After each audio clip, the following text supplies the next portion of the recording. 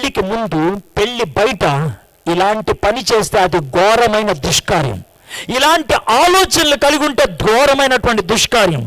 సినిమాలు ఎందుకు చెడ్డవి అని అంటే చెప్పండిరా, సినిమా చూసినప్పుడు ఇలాంటి ఆలోచనలు లోన రేకుతాయి. ఒకవేళ నీలో ఎవడైనా ఈ డైలాగ్ వేసాను అనుకో, సార్ నేను ఎంత సినిమా చూసినా నిబ్బరంగా ఉంటాను.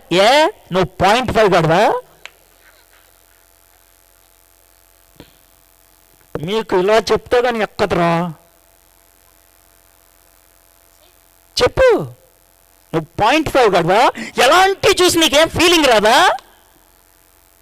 ఒక ఆడితే పర్లేదని నేను ఏది చూసినా నువ్వు కొజ్జావా?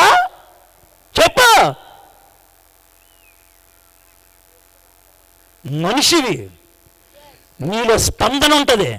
అందుకే తుచ్చమైన బొమ్మలు చూడొద్దనేది.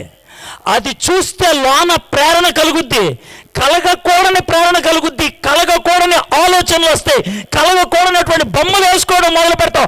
అదే పాపం, అదే ఘోరమైన దుష్కార్యం. యేసుప్రభు ఎంత చక్కగా చెప్పాడు తెలుసా?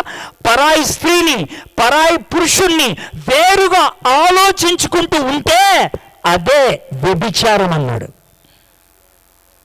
అదే వ్యభిచారం. అందుకే సినిమాల జోలికి వెళ్ళొద్దు అనేది, అందుకే ఆ బొమ్మల జోలికి వెళ్ళొద్దు అనేది, అందుకే ఆ చాట్స్ చేయొద్దు అనేది. బంగారం గుడ్ మార్నింగ్ అనగానే కరిగిపోద్ది ఇక్కడ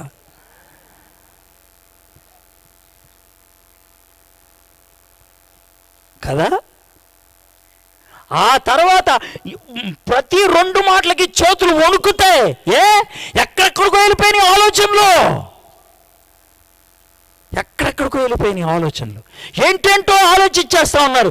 అది పాపం కదా.